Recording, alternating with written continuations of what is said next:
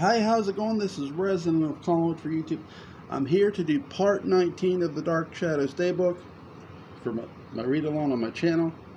Written by McCray, artwork by Wallace McBride. This will be the conclusion of the book. That's where I'm at. Okay. And by the way,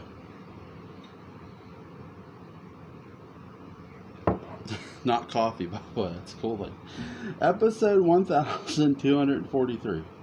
Morgan traps Bramwell in the haunted room. But can the family stop him from touching a corpse? Julia, Grayson Hall. The family realizes that Bramwell is trapped in the room in Kendrick's stead, but can do nothing.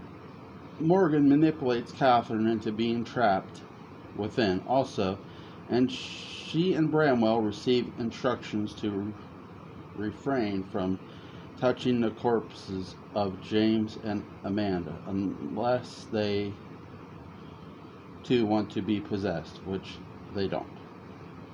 Can we get to at least one happy marriage? Even up to the end, Dark Shadows understands the luxury of abundant pacing, which is not to say it's slow. The functions here are to show Catherine thrown in the room, survival within, healing the ghost of Brutus, to the rescue attempt of others, and the final confrontation with Morgan. As any Gilligan's Island scholar can tell you, all of that can live within the real estate of 24 minutes, with room for a gorilla. Keith Pretton's hard to spare. No, sorry. These writers get 3 episodes out of it, and none of it feels padded. No, and neither, given that it's parallel time dealing with the punishment of betraying spouses, starts the series with a long breathing aftermath of Liz and Paul, and it ends the series with Morgan and Catherine. If we go from the premise that Liz is Victoria's mother, then questionably at best, fidelity is a factor of both couples as well. Wouldn't that be tidy? Unfortunately, Vicky was born in 1946 and Paul was murdered in 1949. Which, and this is an admitted tangent, makes me wonder about the father and what Paul thought about this, or where he was in the first place. Or is it a tangent? I can't imagine that he missed the pregnancy, and it was after the war, so it stands to reason that he was around, but then he never mentions it during the Leviathan storyline. And then discussing his own murder, you'd think that subject of his wife's mysterious pregnancy might come up in casual conversation. And commonly dose, according to marriage counselors, the connection is that both storylines deal with unhappy marriages, thwarted desire to escape them, children of questionable parentage. I'm not skipping this. No, I'm not.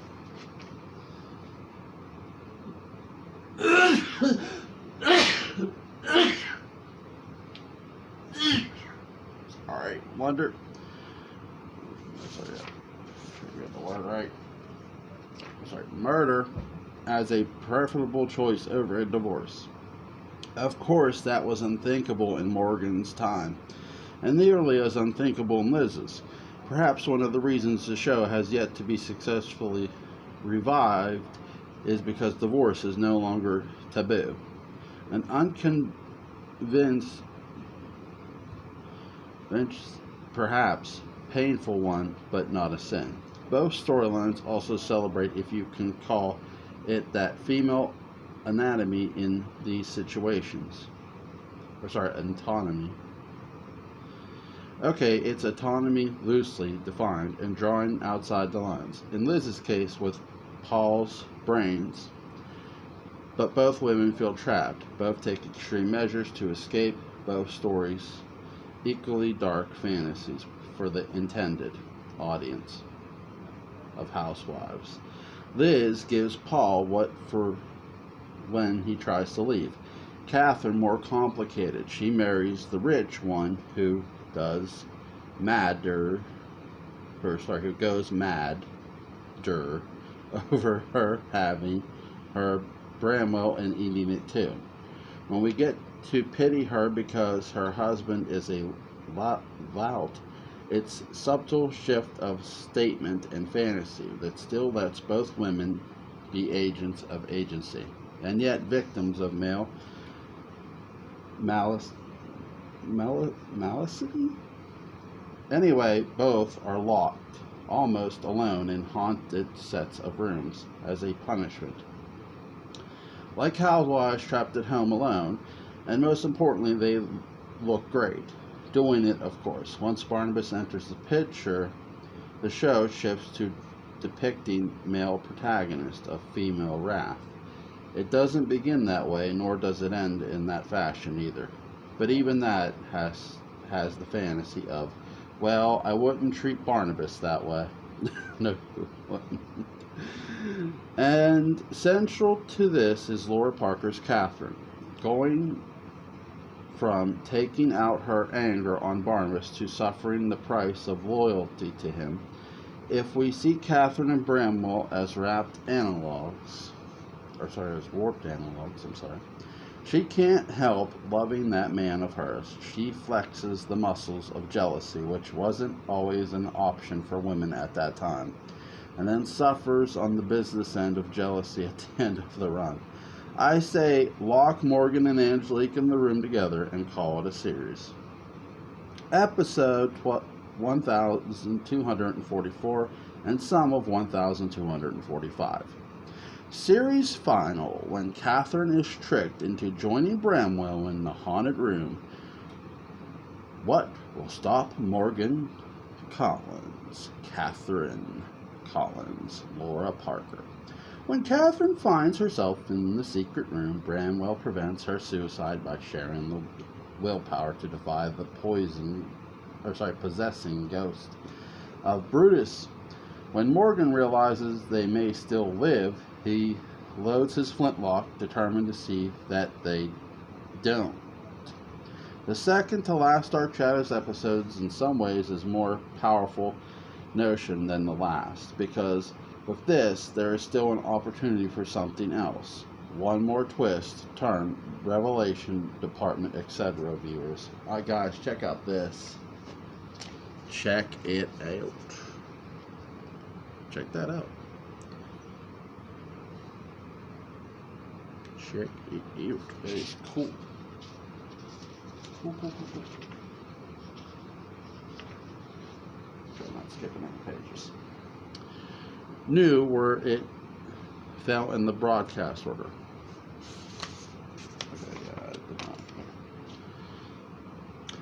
Watching it was not a process of seeing things for the last time, desperately scribbling mental notes in the diary we keep with us always. Sicily. There is a rare privilege in second to last, that way, and it courses through the episode. It has risk and bravado. It is no resolution of declining actions. It is not the echo of Gordon Russell's typewriter gone cold. It is a 24-minute long band of an exclamation point hammering into a page at 500 frames a second. Nothing is over until Sam frickin' God Hall says it's over, and there is still a future to this. From a maybe spooky house filled with the failure of love to a violently haunted room endured by the truth of it, Dark Shadows tears down the freeway of storytelling, inverting Art Wallace's vision, and by exploring its fulfills it. No more questions, no more things to not understand. Vicky Morgan Collins is the ugliness of Liz's homicidal rage. And Roger's sociopath indifference stripped of the necessary glamour of having to star in tomorrow's episode. Untimely, Liz and Roger are not forgivable. We've only been bullied into forgiving them by winning performances and unlikely changes of heart. Morgan Collins, as we learn, was not driven mad by Brutus, nor given any other excused absence from morality. He's a terrible human, and as Dark Shadows slips from the airwaves, it's not going to vanish while giving a moral sanction to the cretin. Let me qualify this, and follow me to the end of the paragraph. Women's issues, not on my radar. I have plenty of issues of my own. I even contemplate those of another gender. If gender even exists, I get a headache. This big contemplating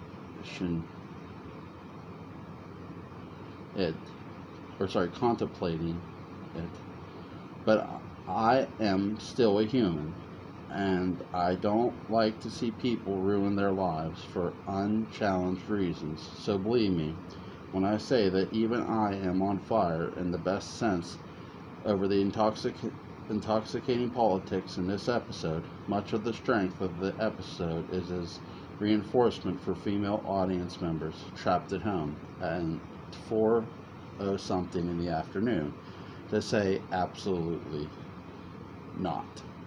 It's about damn time. It's practically drawn a map to escape the socially acceptable Morgans who have trapped them into powerless lives of reproductive obligation and ham cooking to me. Branwell and Catherine are equally powerful allies in fighting the room. 1408 of Collinwood, the whole megala set into motion by Brutus, entitled ownership of Amanda, is picked up by Morgan and then undone by Catherine and Branwell. It may take the fear and pressure of a haunted room for them to insist on the other living, but they do so. Breaking it down, Branwell, holding the fuzzy end of the economic lollipop, is not the apparently attractive suitor, but he's the right one. Catherine, subject to the pressures of the age, makes a sadly understandable choice, but she reserves it passionately, and Bramwell is there for her. It has to be Jonathan Frid and Laura Parker. The argument about whether or not the series is about them is ended with this episode. Don't look at the jury.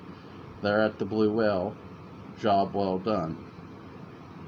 Upon whom does the end of the DS saga rely? Yeah, the most important characters at the end making the pivotal choices, and the characters' names don't really matter. The end of the Barnabas/Angelique story wasn't in 1840. It's here. Yes, okay, it kind of ended in 1840, but this is the test in a spiritual sense. Follow me, invert everything to see if you get the same results.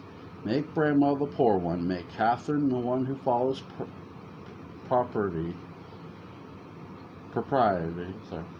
It's even Bramwell's fellow Collins who is a villain.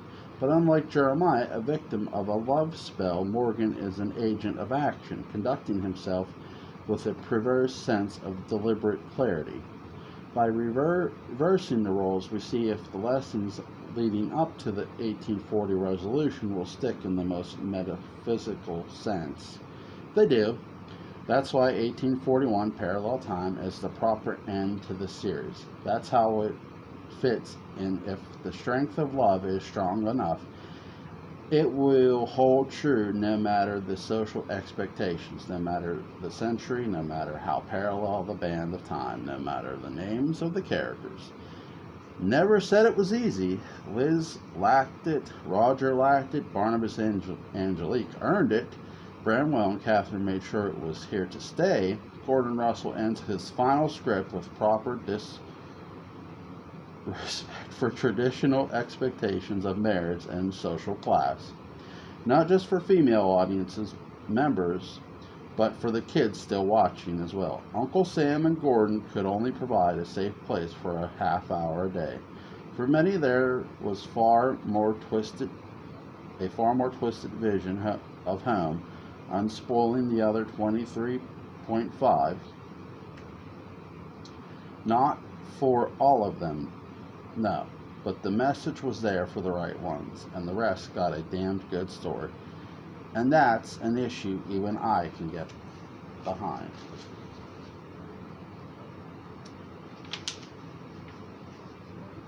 Guys, check out this artwork. Check that out. That is badass. That is awesome. Love it. I love how it says dark shadows at the bottom. That is so cool. That is awesome. Episode 1245. The graceful ending of Dark Shadows. Episode 1245 is the most important episode of Dark Shadows. It may also be my favorite. In 2012, I watched all of Dark Shadows in 45 days. One of the results was that the beginning of the show was still fresh in my mind as I watched the ending. Seen that way, the show became more than a mismatch of episodes and storylines. It was a story. One long, rambling, inconsistent story. But a story nonetheless. We all know that it wasn't written that way. It was assembled piecemeal, one thrill being stacked on top of the next, as the show constantly tried to hold viewers and outdo itself. Doesn't matter. It doesn't matter one bit when any story is finished. It stands on its own. The meaning and significance of that tale belong to each viewer. As authentic and invalid, their interpretation and experience with the piece is as true for them as anyone's. That includes the author. Make sure I'm not skipping a page. I think I am. Guys, I want to show you something. I know I'm showing off the artwork too, but I want to make sure you guys see this. Check it out. That is so cool, right? I like that. Child of Dark Shadows. Memorandum by Wallace, McBride. For a few minutes in 2016, we got to imagine what it was like to have had a third Dark Shadows feature film from Dan Curtis. It was an equal parts hoax, practical joke, and performance art, and required a level of commitment that bordered on mania. Child of Dark Shadows wouldn't have been interesting if it was accompanied by an explanation, so it was published without one. People visited the Collinsport Historical Society and were hit cold with a review of a 1973 movie that had no business existing. If we did our jobs well, readers wouldn't be able to tell fantasy from fiction. Our phony review for Child of Dark Shadows was accompanied by a feature story on the cover of a film comment, a real magazine, as well as in a page from Monster A Go-Go, a fake magazine, to confuse matters even further. That's funny. The Monster A Go-Go review was kind of a real thing, and was originally published on this website as part of a contest back in 2012. And that review is where this all began. Warner Brothers approached me that year about hosting a contest for the DVD release of House of Dark Shadows and Night of Dark Shadows. I thought a blind raffle was pretty boring, so readers were required to submit elevator pitches for a proposed third film in the series. WB was skeptical that anyone would take the bait, but Melissa Snyder stunned me and impressed the PR people at Warner Brothers for her idea of a Suspiria Jane Eyre homage. Just supplied a full summary of the film in the form of a DVD review and a poster. With Melissa's summary in hand and with her blessings, I asked Patrick Mccray to handle the next piece of writing. My art still needed to be completed at this point in the project, and truth be told, my schedule these days is so cramped that things might never be finished if left to me. A third voice has also added more depth to the illusion, which Patrick asked if I wanted a Starlog or Monster Serial style review. It was clear he fully understood the concept. He was asked not to write anything that initially contradicted Melissa's outline, but he had free rein to craft the film's imaginary cultural history.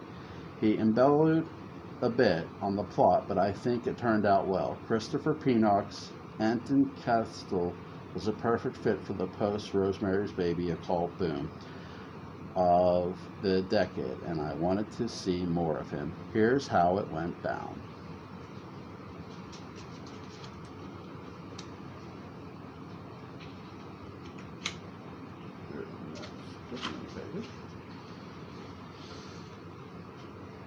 Gotta check that out.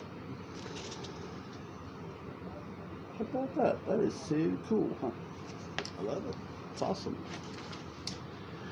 Child of Dark Shadows.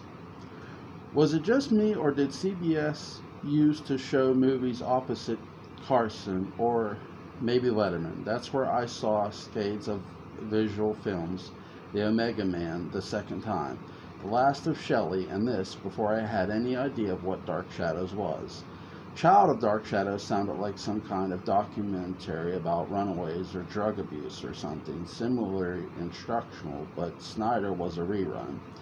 And so doing those lazy insomniac by choice summers of my misspent Mendozolism. It was the only game on the 3 channels we called Choice back in the wilds of the early 80s. When I ended up watching the show, the film was so different. And then it took 2 years and a fresh Fangoria to explain that, yes, Virginia, this was the 3rd Dark Shadows film. Not that I was dissatisfied with it. Schoolgirls in Panic, Haunted Portraits, the I Ching, Occult Heroes, it was all there. By Jove, I was a fool not to have put the pieces together myself. If anything, I kept wanting for the show to get like the movie. Where was Anton Castile when Collinsport needed him? By 1973, Dan Curtis was in an odd position. The name Dark Shadows still had bankability. But you have to give the audience some, Dark Shadows. If Night of Dark Shadows taught what was left of Team Curtis anything, it was that unfortunately with Jonathan Frid and David Selby gone, it was going to have an uphill battle. He was wise to very carefully sift through what was left to give the audience as much familiarity as he could. No, Julia Hoffman is dead, but there's Julia Hoffman. Sure, just trade the tweed for a paint suit. Jerry Lacey is a failed televangelist, Trask departedly trying to start his own campus in Collinsport. The important question was, is there still an asshole? Yes, then it's Dark Shadows, where Nancy Barrett and Alexandra Isles a bit and guessed to be playing high school girls? Yes, but who cares? We never see any classes other than those run by the haughty hipster Jason Kane, John Carlin, and that's figure modeling. So maybe it's a finishing school, I don't know, and I'm not sure it matters. The critical thing is that Curtis and Hall were doing what they did best, reconfiguring other works of horror into their own narrative. By doing this, they gave the audiences of 1973 everything they wanted when it was almost as if Dark Shadows, the television version, worked from the literature of the past. Now we have the literature of the present, and Curtis was in the thick of the 1970s neo-pagan Christian mysticism with the several Odysseys? Off. I can't talk. Don't mind me, please. I'm sorry.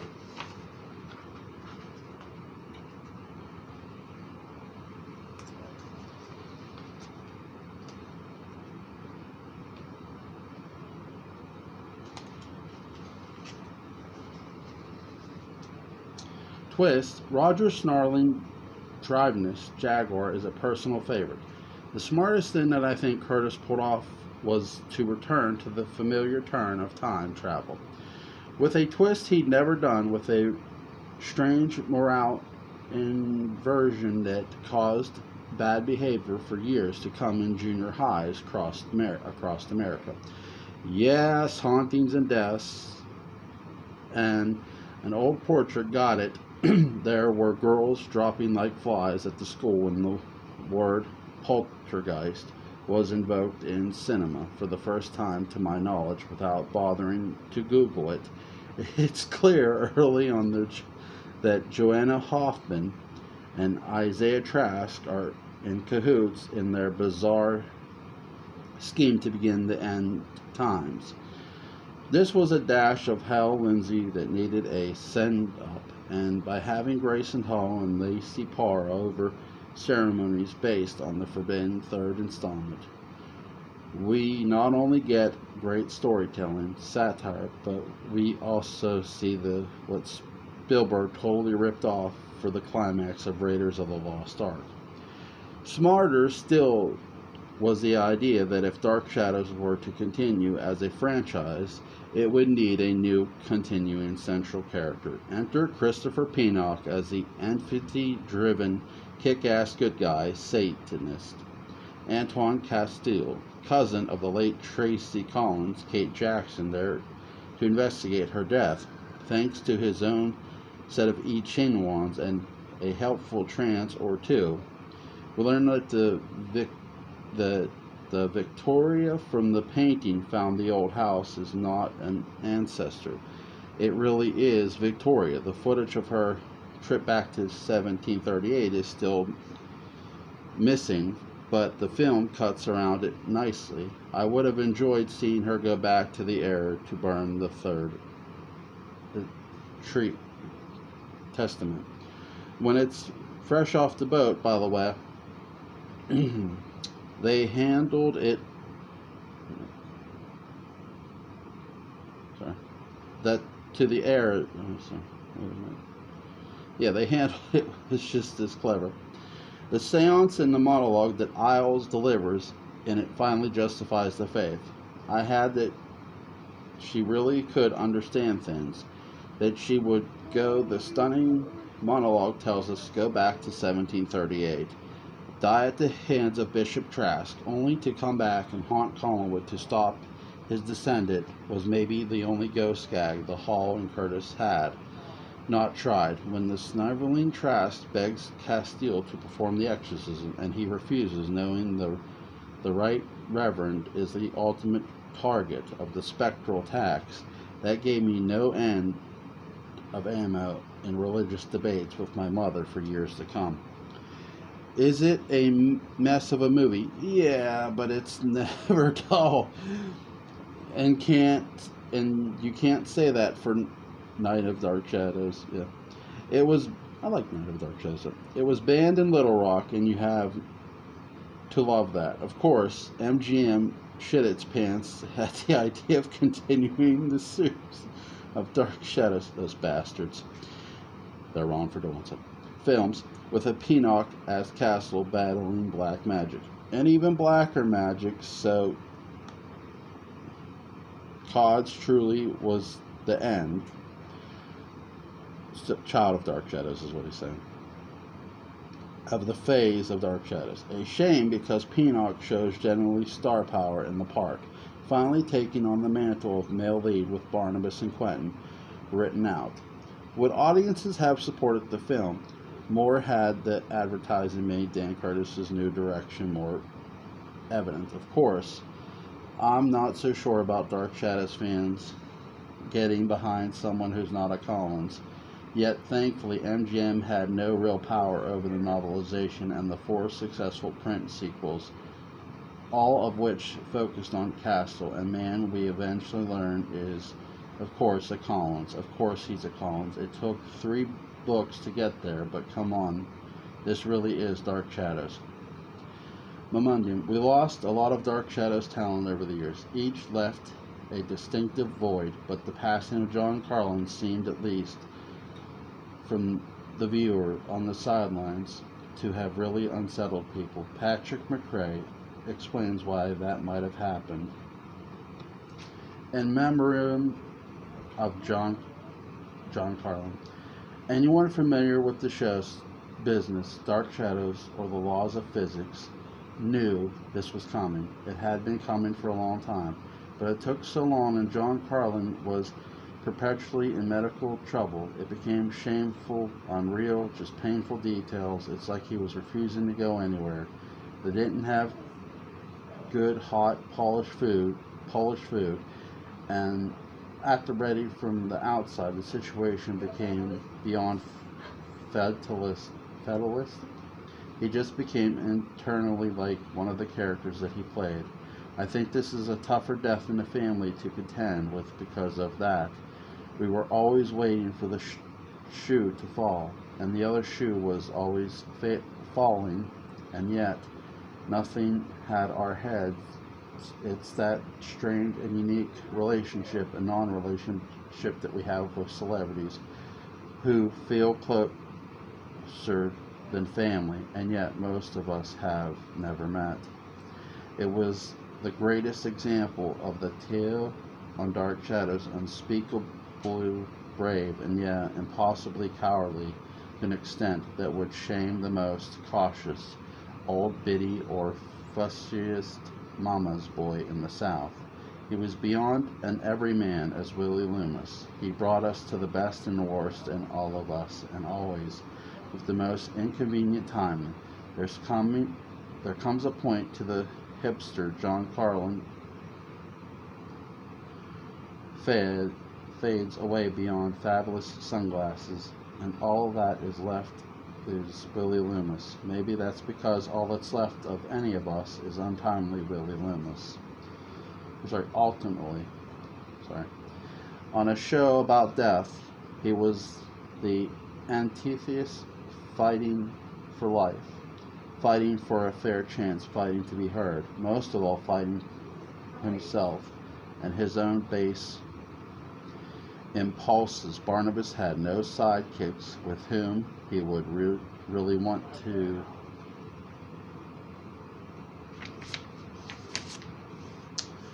identify.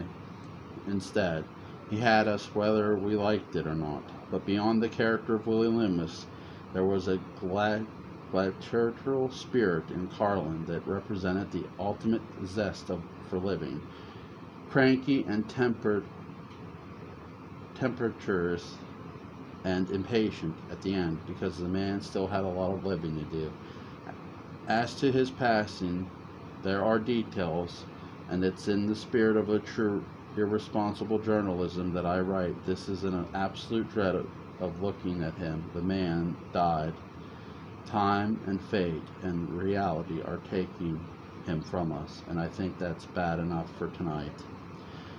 The details are out there to be found, and if you want to gaze upon them, I understand why. Having written a number of obituaries for the Historical Society, this one is different.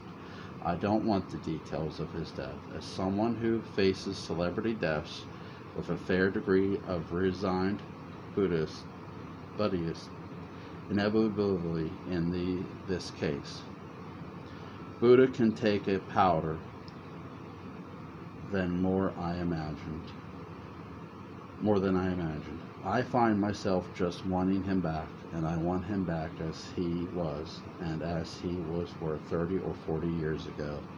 He was the man who gave us Barnabas Collins, whether he liked it or not, and he was Quentin's pal, proceeding to the chopping block like he was striding down Las Vegas Boulevard, alongside Frank Sinatra. He was also the guy who wasted no time shooting fib and punning for Pansy Faye in a voice that truly made us want to punch Carl in the mouth, but with love, always. And then there's the chicken with Adam, and that tie that all good Reformed hoods wore, because Willie Loomis was every neighborhood thug from Bridesport that Dan Curtis could have saved through art, and he did. Ultimately, Dark Shadows is about aristocracy, of course, the Collins family, but beyond that, the actors, the stars, are our aristocrats. But was he? Perhaps he was beyond. He had a rude, strange, and courtesy nobility, untimely Falstaff to Fred's Hamlet and Scott's Miranda. But unlike the gracious miniatures, he was our guy. When one of our stars passes away, you can see the actors tighten up and close ranks, as well as they should, and as well as they will for John Carlin, because he was their guy too. In a way we can never understand, let us praise the bumbler he brought us. He had no business at Collinwood. He also had the misfortune of putting his throat in the way of the hand thrusting up from the coffin. We would have done the same thing. Yes, for the stars, he is their own. But he was also one of us. He is ours. This one is going to leave a mark, and we will wear it proudly. There are biological articles, read them. He deserves it. Long live Willie, and you'll forgive me if I just can't write the words that should precede this sentiment. Long live the spirit of the man who brought Loomis and company into our lives. Right now, he is the finest man who ever breathed. Here. We had a long-running feature on the Collinsport Historical Society dedicated to Dark Shadows themed mixed drinks. Collinwood Cocktails featured some truly inspired and diabolical recipes from a lot of people. Patrick opted with something a little less liver punching with this coffee-based drink. Wake Up Willie recipe from the desk of Willie Loomis. Yeah, gonna need one regular-sized French press coffee maker if they have them in several sizes. Choose the middle-sized one. I'm a busy, Julia. Don't have time for counting ounces. Here's John Carlin, the late John Carlin, the late great John Carlin.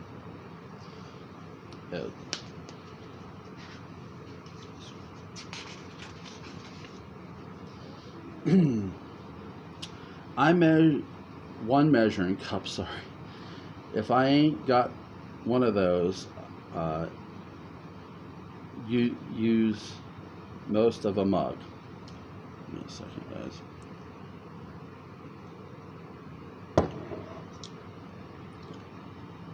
Light roast ground coffee. They try and fool you with the dark roast. See, Adam, light roast got more zip to it. Sweetened condensed milk in case we need to wake up Maggie, because Barnabas will be here any minute. It's sweet, see, like her, and don't want nothing bad happening to her. Tall tumbler of grass, like a highball glass, the kind of borrowed from Burke. Here's what you do. Put a heaping cup of ground coffee in the French press. Pour in water until it's filled, but not so full as you'll spill it on that old rug he likes and make him hit you with the cane.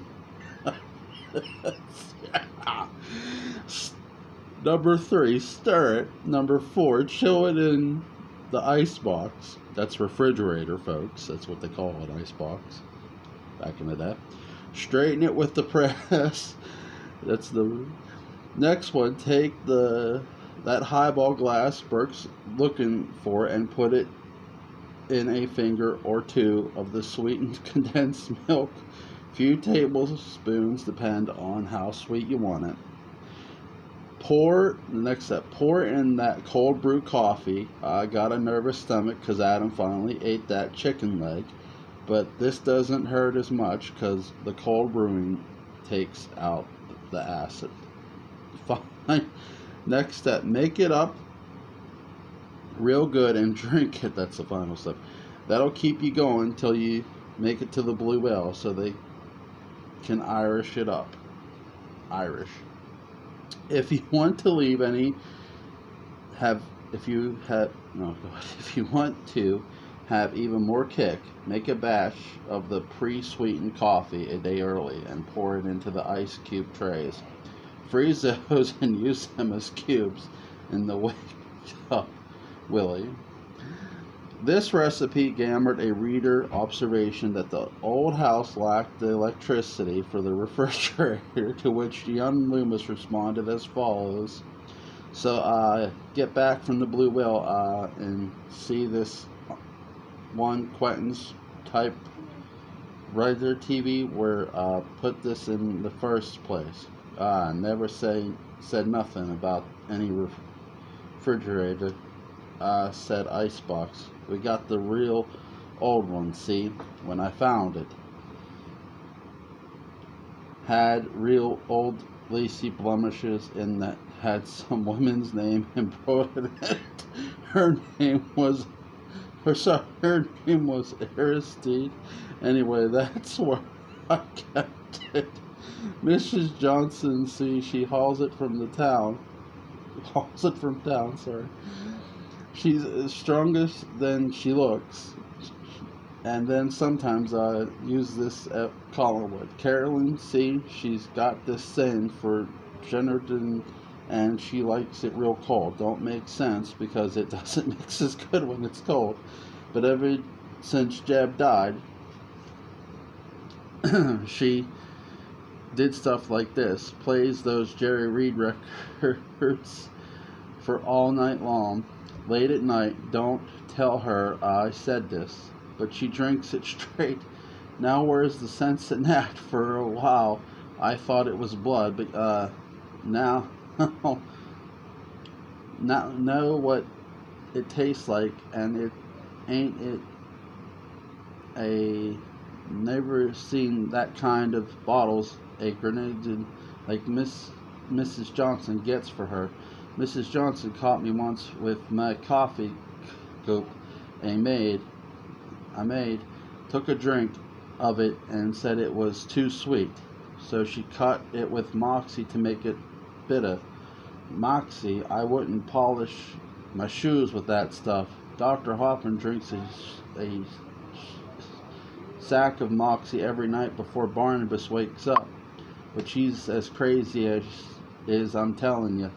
Now, I'm the one likes the light roast because I only sleep 3 or 4 hours a week. I swear, you gotta go easy on old Willie.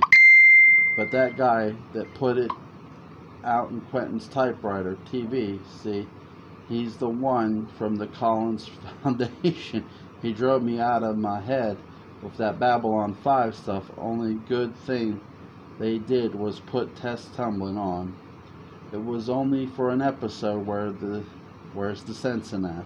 You know what I like those true life stories Jerry Anderson puts on from England. I guess that's how they look over from England.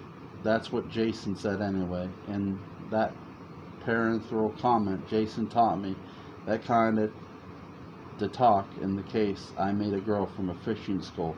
That Mccray man added, He said, use any flavish or roast you want. I don't know.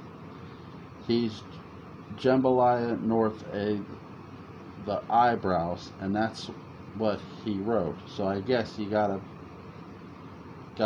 permission. I tried with espresso beans I borrowed from Roger, and they were too fine and gumming up. The whole works. What a mess. Okay. I hear you, Barnabas, waking up. I gotta go. Check out the the rain part. Good stuff. Good shit. Oh my god, that was good. I'm gonna cry. Afterward, who's up for a bit of hearsay? Okay, great. Does Dark Shadows belong in the 21st century? Does it belong anywhere after 1971?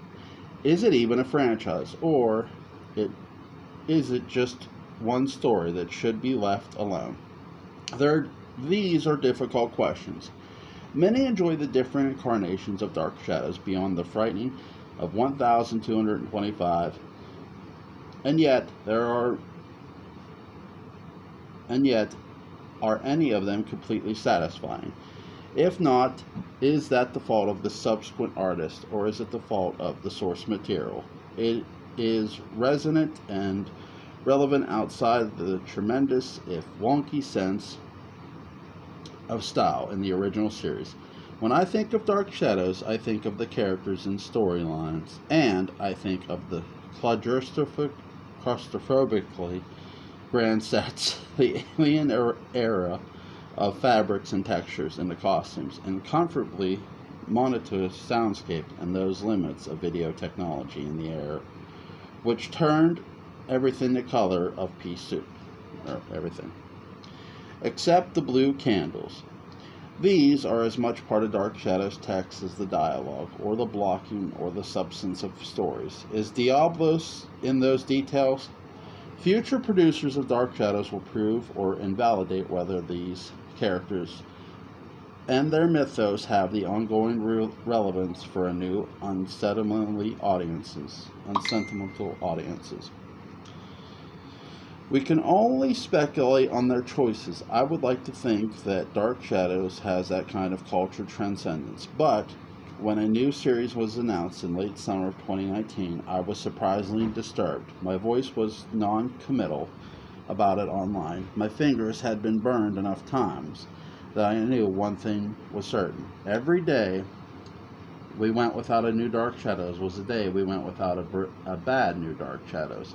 Alan Moore has maintained that not every property needs to be a movie. He was referring to his comic books, but similarly, not every television show needs to be remade. This is not live theater where he plays his functional, or where the play is functionally dead to the world if it's not being performed somewhere. So you can always leave it alone. It's safe, philosophical, it's a respectful philosophy. And if Paramount Pictures had held it to the philosophy, we would have been denied to the two finest hours in the entire Star Trek canon, of course. I'm talking about Star Trek V. But I'm also talking about Star Trek II, Wrath of Khan. Paramount's motivation was money, straight cash, homie. Yeah, that's right. I'm sure they would have been perfectly happy to film kittens. Everything's about money, guys. It is. Most part. Overheating in Red Bull Gold Valor for 2 hours if it made a buck as Star Trek. However, in one of those bizarre accidents that can only occur when there's no one in charge to stop it, there was greatness. Thank you, Nicholas Meyer. Meyer was a fine writer from a family steeped in formal psychological literature. He had just enough objectivity about Star Trek to see and distill and present its essential truths like no one else. Trek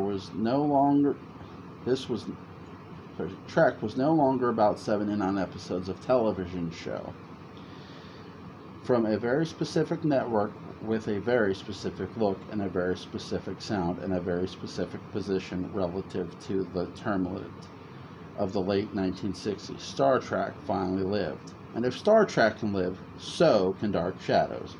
The characters have just tossed. This is just as much humor, the frequently pungent take on the human condition. Maybe more subtle contemplated on Dark Shadows, but it's very much there. If you want to a stable triumvirate of bickering problem solvers, I give you Julia, Willie, and Barnabas. So the task about future producers is simple. Simply be as talented as Nicola Meyer, and good night. I had to think for a long time, a couple of years before I could address the 2019 prospect of a new show.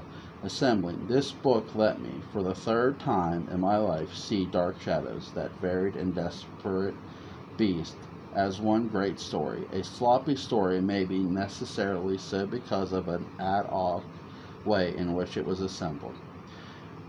But does it have a prologue? Yes. Does it have a beginning and a middle and an end?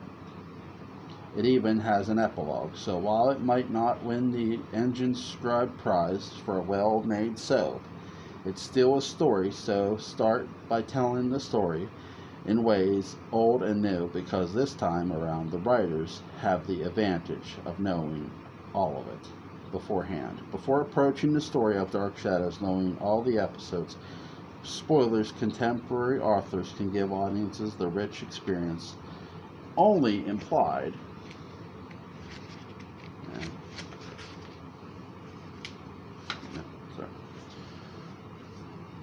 by the original.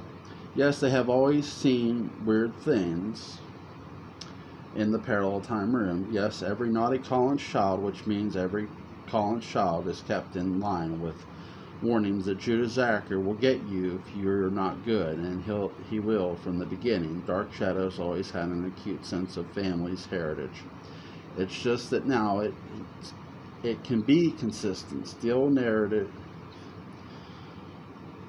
serves as an inspiration, not as incarceration. Have a better idea. Great. The world needs it. No matter what is changed, fans will remain faithful as long as the writers stay true to the characters and put them and their individual idiosyncrasies first. The science of doing that lives at the intersection of decisions and values. Barnabas will be Barnabas to the extent that his choices are unique to him, and if those choices and new ones come out of what he values most, do that for him and the other characters, and you will have Dark Shadows. It doesn't matter if they are fighting Count Patofi or trying to persuade Harold Huckabee to get them out of Collinsport with a musical version of Hamlet.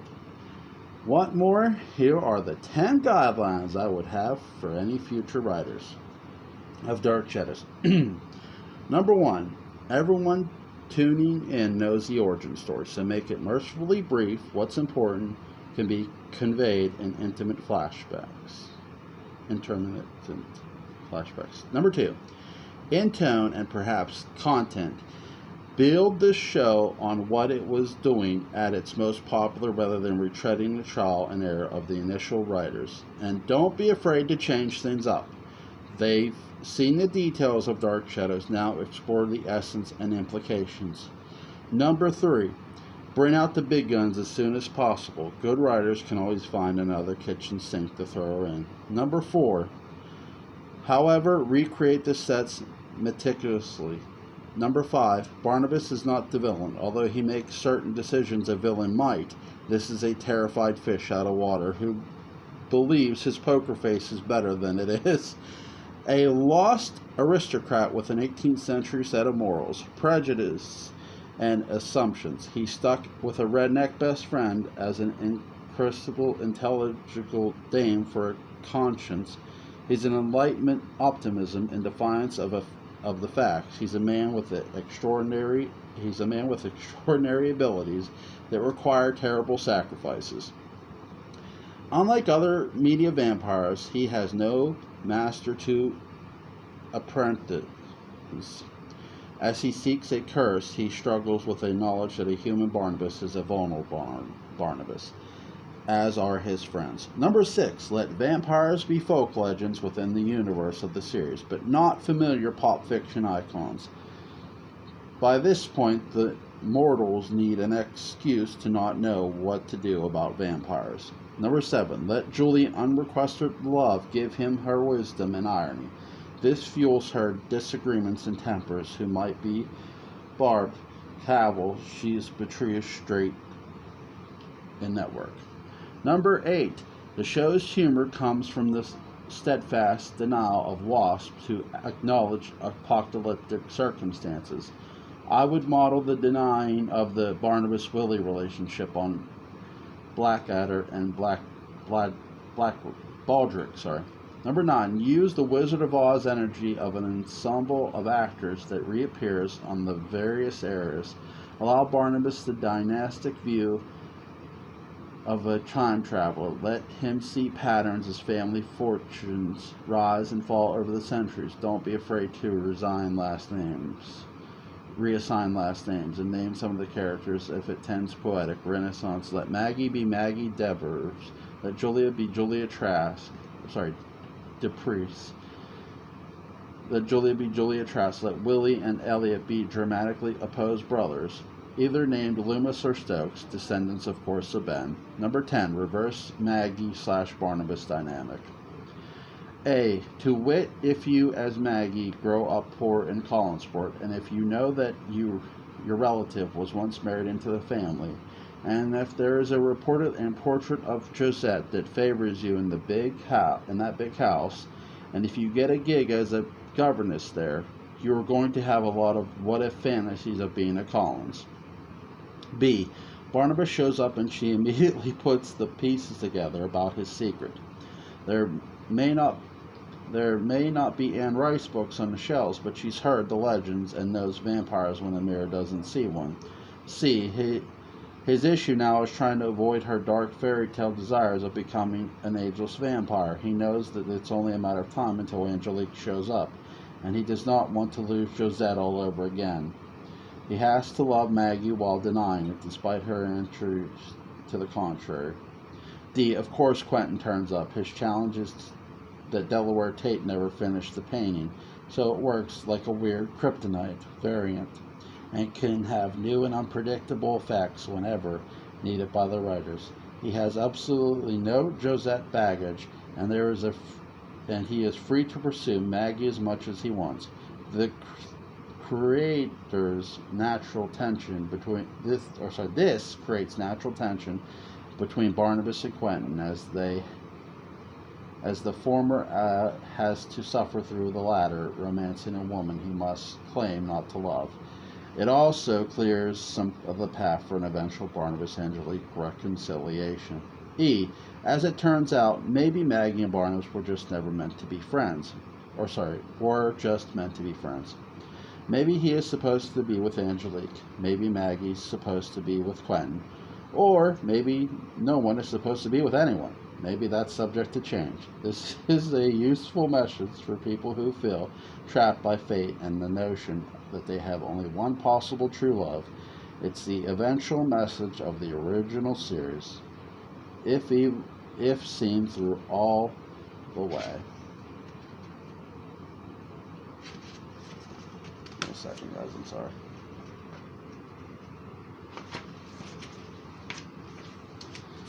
Check it out, guys. I'm done. Yeah, there's some pictures of Julia, Angelique, Maggie, Joan and Roger, Elizabeth and Roger. I'm sorry, God, I can't talk now. Nice. There's Patrick Mccray, the author of this book. I am done, guys. I'm all finished. First of all, I really enjoyed this. I told this to Patrick, and I mean this. I think Patrick and Wallace should hold their heads up high. Because, listen, as a fan, anything you can do to shine light on Dark Shadows in a positive way, and where people are talking about it, where everyone is talking about this product that is an amazing franchise, and it is. To me, Dark Shadows is everything all around us. It's energy, it's everything.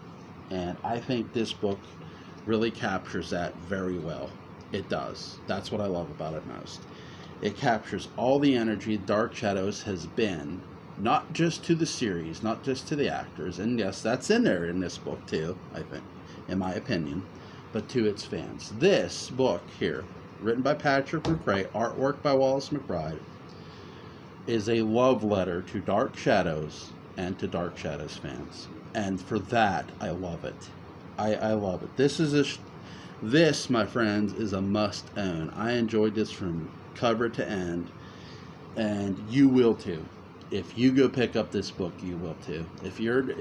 Even if you've never heard of Dark Shadows, if you've maybe heard the name but never saw the series, this is a great book to just pick up and read, because you can get exactly what Dark Shadows is about. And again, my hope, and I know this is going long, is for a new series. And I know Patrick's is too. And when I was talking to him on our discussions, and I want to bring him back on. He's a great gentleman to talk to. Dark Shadows deserves to be on air. There are a lot of Dark Shadows pretenders out there that aren't Dark Shadows, that aren't even close to what it was to me. But the original, this series needs to show them how it's done.